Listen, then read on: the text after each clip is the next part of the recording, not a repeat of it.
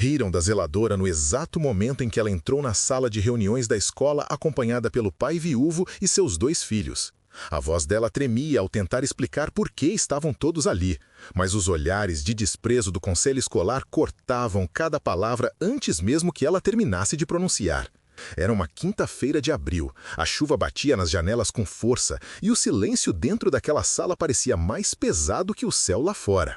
A diretora ajustou os óculos com um gesto seco, cruzou os braços e deixou escapar um sorriso torto. "Zeladora não tem voz aqui", disse ela, arrastando cada sílaba como quem pisoteia algo frágil. O pai viúvo, de cabeça baixa, segurava as mãos dos filhos como se fossem a única coisa que o mantinha de pé. Ele não tinha advogado, não tinha dinheiro, não tinha ninguém. Só tinha aquela mulher de uniforme azul desbotado que limpava os corredores da escola e que, por algum motivo, decidira ficar ao lado dele quando todos os outros viraram o rosto. E você? Teria se levantado por ele ou teria virado o rosto como todos os outros? Conta pra gente nos comentários. Mas ninguém naquele lugar estava preparado para o que aconteceu em seguida. 3 meses antes, era um dia comum. A zeladora Maria Lúcia estava passando pano no corredor do 2º andar quando ouviu o choro abafado vindo do banheiro masculino. Ela hesitou. Não era permitido entrar ali durante o horário de aula, mas algo no som daquele choro, a forma como era sufocado, engolido, como se a própria dor tivesse vergonha de existir, a fez parar. Bateu na porta devagar. "Está tudo bem aí dentro?" A resposta veio em forma de silêncio. Ela esperou. 5 segundos. 10. 15. Então a porta se abriu e um menino de uns 9 anos apareceu, os olhos vermelhos, o rosto molhado. Era Miguel, filho do senhor Roberto, o viúvo que trabalhava como entregador de água e sempre chegava atrasado para buscar os filhos porque o trânsito da cidade era cruel com quem não tinha carro próprio. "O que houve, filho?" Maria perguntou, abaixando-se até ficar na altura dele. Miguel não respondeu, apenas enfiou a mão no bolso e tirou um bilhete amassado. Ela leu em silêncio. "Seu pai é um fracassado, você também vai ser." O coração de Maria apertou. Ela conhecia aquele tipo de crueldade. Já tinha visto crianças sendo esmagadas por palavras muito antes de entenderem o peso delas. Tinha visto alunos que chegavam felizes na escola e saíam cabisbaixos, carregando uma dor que ninguém deveria carregar. "Quem escreveu isso?" perguntou, controlando a voz. Miguel olhou para o chão. "Todo mundo fala. A professora falou que meu pai nem consegue pagar o material direito. Ela falou na frente da turma inteira." Maria respirou fundo. Aquilo não era só sobre um bilhete. Era sobre um sistema inteiro que esmagava os que não se encaixavam. Era sobre pessoas que confundiam dinheiro com valor humano. "Vem cá", disse ela, limpando o rosto do menino com a manga do próprio uniforme. "Seu pai é um homem de verdade, e você vai ver isso. Prometo que vai ver." Naquela tarde, Maria esperou Roberto chegar. Ele surgiu suado, com a camisa grudada nas costas, pedindo desculpas pelo atraso como sempre fazia. Ela o chamou para o canto, longe dos outros pais, e contou sobre o bilhete. Ele empalideceu. As mãos começaram a tremer. "Eu faço o que posso", murmurou, a voz quebrando. "Trabalho todo dia, das 4 da manhã até às 7 da noite. Mas nunca suficiente. Nunca." Maria segurou o braço dele com firmeza. "Você não está sozinho", disse. E naquele momento, sem perceber, ela fez uma escolha que mudaria tudo. Se histórias de pais que nunca desistem te emocionam, inscreva-se agora. Novas histórias poderosas toda semana. Roberto era viúvo há 2 anos e 4 meses. A esposa, Clara, morrera de câncer no pulmão 6 meses depois do diagnóstico. Ele ainda lembrava de cada detalhe da última conversa que tiveram. Ela estava magra, fraca, mas segurou a mão dele com uma força que parecia vir de algum lugar além do corpo. "Cuida dos nossos meninos", pediu, a voz falhando. "Promete que vai dar a eles tudo que eu não vou poder dar. Promete que não vai deixar ninguém fazer eles se sentirem pequenos." Ele prometeu, jurou, e desde então carregava aquela promessa como quem carrega uma pedra no peito, pesada, mas preciosa. Acordava às 4 da manhã, entregava galões de água até às 7 da noite, voltava exausto, fazia comida para os filhos, ajudava com a lição de casa mesmo sem entender metade dos exercícios, deitava tarde e recomeçava tudo no dia seguinte. Mas a escola cobrava taxas, cobrava uniformes novos a cada semestre, cobrava materiais caros que ele não conseguia comprar no prazo.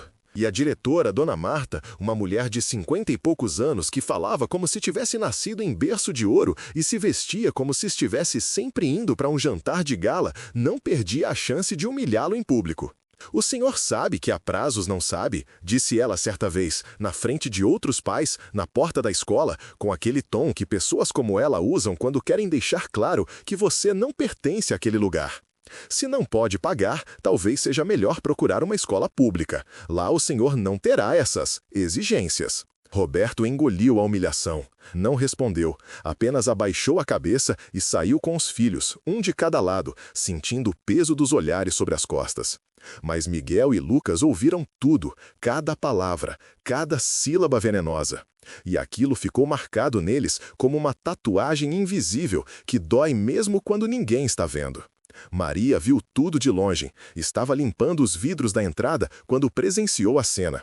Viu a vergonha no rosto de Roberto. Viu os meninos andando devagar como se carregassem um peso que não deveria ser deles, e decidiu agir. Começou pequeno. Um lanche extra para os meninos durante o recreio. Um caderno que sobrou do estoque da escola. Uma palavra de incentivo quando ninguém mais estava olhando. "Seu pai é um homem bom", dizia ela para Miguel sempre que o via sozinho. "Ele trabalha duro porque ama vocês. Nunca esqueça disso." Roberto percebeu as pequenas gentilezas e agradeceu, mas sempre com o peso da culpa estampado no rosto. "Não precisa fazer isso, Dona Maria", disse ele certa vez, depois que ela deu um casaco velho mais quentinho para Lucas. "A senhora já tem suas próprias dificuldades." Maria sorriu, um sorriso cansado, mas genuíno. "Não estou fazendo por obrigação, Roberto. Estou fazendo porque é certo. Porque se eu não fizer, quem vai fazer?" Ele olhou para ela como quem olha para alguém que acabou de acender uma luz no escuro. E pela primeira vez em 2 anos, sentiu que não estava completamente sozinho naquele mundo. Mas a diretora Marta não gostou. Nada. Ela via Maria como alguém que estava passando dos limites, interferindo em assuntos que não eram da sua conta. "Zeladora cuida de limpeza, não de aluno", disse ela, em tom cortante, quando soube que Maria estava ajudando os meninos. Maria não respondeu naquele dia, apenas continuou fazendo o que achava certo. E isso deixou Marta furiosa, porque pessoas como ela não suportam ser ignoradas. Então veio o golpe. Um dia, no começo de março, Roberto recebeu uma notificação da escola, uma carta formal, com papel timbrado e linguagem jurídica que ele mal conseguia compreender. Os filhos estavam sendo transferidos compulsoriamente por inadimplência reiterada e comportamento inadequado dos responsáveis. Ele leu aquilo 3 vezes. 4? 5? Não conseguia entender. Miguel e Lucas eram bons alunos, educados, comportados, tiravam notas razoáveis. O problema não eram eles, era ele. Era o fato de ser pobre, de ser viúvo, de não ter sobrenome importante, de não ter paletó e gravata, de não ter carro importado estacionado na frente da escola. Roberto foi até a escola no mesmo dia, pediu para falar com a diretora. Esperou 40 minutos na recepção, em pé, porque a secretária não o convidou para sentar. Quando finalmente foi chamado, entrou na sala de Marta com o coração batendo como um tambor de guerra. Ela o recebeu com frieza, nem levantou da cadeira. "A decisão já foi tomada, senhor Roberto", disse ela, folheando papéis como se ele fosse apenas mais um detalhe burocrático do dia. O conselho votou, foi unânime. Ele tentou argumentar, explicou que estava fazendo o possível, que precisava de mais um prazo, que os meninos amavam aquela escola. Ela o interrompeu com um gesto de mão. "Senhor Roberto, o senhor não entende. Esta escola tem padrões. Temos famílias de tradição, de nome, que esperam um certo nível de ambiente. E o senhor, infelizmente, não se encaixa neles. É melhor assim, para todo mundo." Foi Maria quem ouviu tudo. Ela estava limpando o corredor ao lado da sala da diretora. A porta estava entreaberta. Ela ouviu cada palavra. Ouviu o tom, ouviu a crueldade disfarçada de profissionalismo. E quando viu Roberto sair, com os olhos marejados, o rosto vermelho de vergonha, os ombros curvados como se tivesse levado uma surra, ela tomou uma decisão. "Eu vou com você", disse ela, alcançando-o no corredor. Roberto olhou para ela sem entender. "Para onde?" "Para o conselho. Vou falar por você. Vou contar o que está acontecendo de verdade aqui. O que eles fazem com gente como você, com gente como eu." "Maria, você vai perder o emprego." "Talvez, mas vou dormir em paz, e isso vale mais do que qualquer salário." Roberto hesitou. Queria dizer não, queria protegê-la, Mas a verdade é que ele não tinha mais forças, estava quebrado, exausto, e pela primeira vez aceitou ajuda sem sentir vergonha. E foi assim que eles acabaram naquela sala de reuniões, naquela quinta-feira chuvosa de abril, diante de 6 membros do conselho escolar que olhavam para eles como se fossem intrusos em um lugar sagrado. E você, lutaria até o fim ou aceitaria calado como fizeram com ele? Escreve aí nos comentários. Maria começou a falar. A voz era firme, mas havia uma emoção contida ali, como água prestes a transbordar. Contou sobre os bilhetes maldosos que os filhos de Roberto recebiam, sobre a humilhação pública na porta da escola, sobre como a instituição cobrava taxas exorbitantes, mas não oferecia nenhum tipo de apoio para famílias em dificuldade. Contou sobre Miguel chorando no banheiro, sobre o bilhete cruel escrito por uma professora da própria escola, sobre Lucas perguntando ao pai, em voz baixa na hora de dormir, se eles eram menos importantes que os outros, porque não tinham uma mãe viva e não tinham dinheiro. A sala ficou em silêncio, um silêncio diferente, não era mais de desprezo. Era de desconforto, porque a verdade, quando dita em voz alta, tem o poder de constranger até os mais cínicos. Maria continuou. Eu trabalho aqui há 12 anos, limpo cada canto desta escola. Vejo tudo. Vejo como vocês tratam as famílias ricas e como tratam as famílias pobres. Vejo o sorriso falso, vejo a diferença. E vejo crianças sendo destruídas porque seus pais não têm o sobrenome certo. Ela olhou diretamente para a diretora Marta. Vocês falam de padrões, mas esqueceram o padrão mais importante: humanidade. Mas a diretora Marta se levantou, o rosto vermelho de raiva. Você não tem autoridade para falar aqui. Você é apenas uma funcionária, uma zeladora e está desrespeitando este conselho. Maria olhou para ela, olhou fundo. Tenho autoridade como ser humano, e isso deveria bastar. O conselho murmurou entre si. Havia desconforto no ar, mas também havia algo mais: vergonha. Porque todos ali sabiam, no fundo, que Maria estava dizendo a verdade, que eles tinham falhado. Que tinham escolhido dinheiro no lugar de decência. Foi então que a porta se abriu. Um homem de terno cinza entrou, seguido por 3 oficiais de justiça. O silêncio foi imediato, total, como se alguém tivesse apertado o botão de pause na vida real. O homem era jovem, na casa dos 35 anos, tinha porte ereto e carregava uma pasta de couro marrom debaixo do braço. Os oficiais ficaram ao lado da porta, imponentes, sérios. Boa tarde, disse o homem com voz calma, mas firme, do tipo que não precisa gritar para ser ouvida. Meu nome é Dr. Henrique Moraes, sou advogado do Sr. Roberto Almeida. Roberto arregalou os olhos. Ele não tinha advogado, nunca teve, nunca pôde pagar um. Eu não entendo, começou a dizer, a voz saindo trêmula. Mas o advogado levantou a mão com delicadeza, pedindo silêncio. O senhor não me contratou, é verdade, mas alguém o fez em seu nome. Ele olhou para Maria. Ela estava tão surpresa quanto Roberto. Os olhos dela se encheram de lágrimas, mas ela não desviou o olhar. O advogado abriu a pasta e tirou uma série de documentos organizados com clipes coloridos. Trago aqui uma ação judicial contra esta instituição por assédio moral, discriminação socioeconômica e violação dos direitos da criança e do adolescente, conforme o Estatuto da Criança e do Adolescente, artigo 19. Ele pausou, deixando as palavras caírem como pedras em um lago. Também trago denúncia formal ao Ministério Público por práticas abusivas de cobrança e tratamento discriminatório.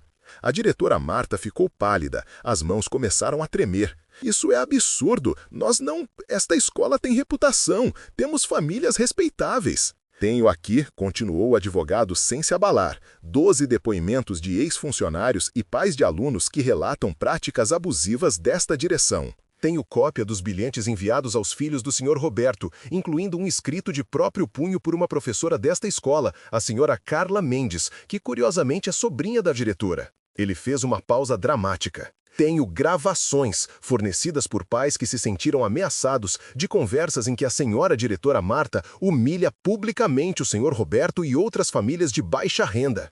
Tenho ainda o registro de que esta escola recebe verba pública através do Programa Nacional de Apoio ao Ensino, o que a obriga legalmente a oferecer condições de permanência para famílias de baixa renda, sob pena de perder o credenciamento. O silêncio era ensurdecedor. Ninguém se mexia. Era como se o tempo tivesse congelado. Um dos membros do conselho, um senhor de cabelos brancos e terno azul marinho, limpou a garganta. Quem pagou por isso? Perguntou, olhando alternadamente para o advogado e para Roberto. Henrique sorriu de leve. Um sorriso discreto, mas carregado de significado. Isso é confidencial, mas posso dizer que foi alguém que acredita que dignidade não é privilégio, é direito, e que injustiça silenciosa não é menos grave que a barulhenta. Os oficiais de justiça se aproximaram e começaram a entregar as notificações.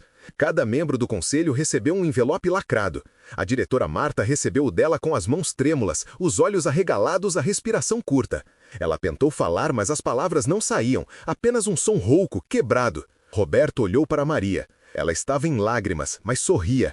Um sorriso largo, genuíno, do tipo que nasce de um lugar profundo da alma. Ele entendeu naquele instante. Foi ela. De alguma forma, Maria tinha encontrado um jeito, tinha feito o impossível. O advogado continuou. A partir de agora, qualquer tentativa de transferência compulsória dos menores Miguel e Lucas Almeida será considerada descumprimento de medida judicial e resultará em multa diária de R$ 5.000, além de processo por desobediência. A escola tem 72 horas para apresentar um plano de acolhimento e suporte às famílias em situação de vulnerabilidade, e a diretora Marta Ferreira está, a partir deste momento, afastada de suas funções até conclusão da investigação. Marta cambaleou, precisou segurar na mesa para não cair. O conselho estava em choque. Ninguém esperava aquilo. Ninguém. O advogado fechou a pasta, olhou para Roberto e Maria e acenou com a cabeça. Vamos, disse. E os três saíram daquela sala em silêncio, deixando para trás um grupo de pessoas que finalmente entendeu o que significa consequência. 2 dias depois, Roberto descobriu a verdade completa. Maria tinha vendido a própria casa. Uma casinha pequena de 2 quartos que ela herdara da mãe e que vinha tentando reformar há anos, juntando dinheiro aos poucos, economizando cada centavo. Ela vendeu por um valor abaixo do mercado porque precisava do dinheiro rápido. Usou tudo para pagar o advogado, as custas processuais e ainda deixou uma quantia para que Roberto pudesse quitar as dívidas da escola e comprar os materiais que os meninos precisavam. Quando ele soube, foi até ela. Encontrou-a sentada no banco da praça perto da escola, olhando para o horizonte. Maria, você não precisava fazer isso. Não precisava perder sua casa por mim. Ela virou o rosto para ele. Havia paz naqueles olhos. Uma paz que ele não via há muito tempo. Precisava sim, Roberto, porque enquanto eu puder fazer alguma coisa, vou fazer, porque seus meninos merecem estudar sem ser humilhados, porque você merece ser tratado com respeito, porque essa foi a única forma de fazer a coisa certa, e porque aquela casa estava cheia de memórias vazias. Prefiro não ter casa e ter a consciência tranquila. Roberto chorou. Pela primeira vez desde que Clara morrera, ele chorou de gratidão, chorou de alívio, chorou porque finalmente entendeu que bondade existe, que existem pessoas dispostas a sacrificar tudo sem esperar nada em troca, e abraçou Maria como se abraçasse a própria esperança. A escola foi investigada nos meses seguintes. A diretora Marta foi afastada definitivamente e respondeu processo por assédio moral. 3 professores foram demitidos por práticas discriminatórias. O conselho foi dissolvido e refeito com novos membros, incluindo representantes de famílias de todas as classes sociais. Miguel e Lucas continuaram estudando lá, mas agora em um ambiente completamente diferente. Respiravam, sorriam, voltaram a ser crianças. E Maria? Maria perdeu o emprego. A nova direção, embora mais justa, não pôde mantê-la porque ela tecnicamente quebrara o protocolo ao se envolver em assuntos administrativos. Mas ela não se arrependeu. Nem por um segundo. Meses depois, Roberto conseguiu um emprego melhor. Ainda era entregador, mas agora em uma empresa maior, com carteira assinada, plano de saúde e benefícios. Trabalhou duro, juntou dinheiro. E 6 meses depois do episódio do conselho, ele conseguiu comprar uma casa pequena em um bairro tranquilo. Nada luxuoso, mas era dele. Era dos meninos. E tinha espaço sobrando. A primeira coisa que fez foi procurar Maria. Ela estava morando em um quartinho alugado, trabalhando como diarista. Quando ele bateu na porta, ela abriu com um sorriso surpreso. "Roberto, que alegria te ver!" Ele entrou, olhou ao redor. O lugar era simples, limpo, mas vazio de vida. "Vim te fazer uma proposta", disse ele, a voz firme. "Tenho uma casa agora, 3 quartos. Um deles é seu, se você quiser." Maria ficou sem palavras. "Roberto, eu não posso." "Pode sim", ele interrompeu. "Você me deu dignidade quando eu não tinha mais nada. Você sacrificou tudo por mim e pelos meus filhos. Agora é minha vez de retribuir. Não é caridade, é justiça, é família. Ela chorou, aceitou. E naquela noite, quando jantaram juntos pela primeira vez, Roberto, Maria, Miguel e Lucas, havia algo no ar que nenhum deles conseguia nomear, mas todos sentiam. Era calor, era pertencimento, era família. Não de sangue, mas de escolha, de sacrifício, de amor verdadeiro. Miguel olhou para Maria enquanto ela colocava arroz no prato dele e perguntou, com aquela sinceridade brutal que só crianças têm: Tia Maria, você é tipo nossa segunda mãe agora? Maria olhou para Roberto. Ele sorriu, os olhos marejados. Ela olhou de volta para o menino e respondeu, a voz embargada: Se vocês quiserem, sim, eu gostaria muito disso. Lucas, o mais novo, levantou o copo de suco. Então vamos fazer um brinde, pela nossa família. E todos ergueram os copos e brindaram. A vida, a segunda chance, a bondade que ainda existe no mundo. Naquele dia, Maria não ganhou dinheiro, não ganhou reconhecimento público. Não ganhou prêmio ou medalha, mas recuperou algo que ninguém podia tirar: o respeito por si mesma, a certeza de que fez a diferença. E Roberto aprendeu uma lição que carregaria para sempre e ensinaria aos filhos: jamais julgue quem está ao seu lado pela roupa que veste, pelo cargo que ocupa ou pelo tamanho da conta bancária. Porque às vezes a pessoa mais importante da sua vida é aquela que você nunca imaginou, é aquela que escolhe ficar quando todos os outros vão embora. Se essa história te tocou, inscreva-se agora para ouvir mais relatos reais de coragem e amor todas as semanas. E clique no vídeo da tela para assistir o próximo, com uma reviravolta tão intensa que você nunca vai esquecer.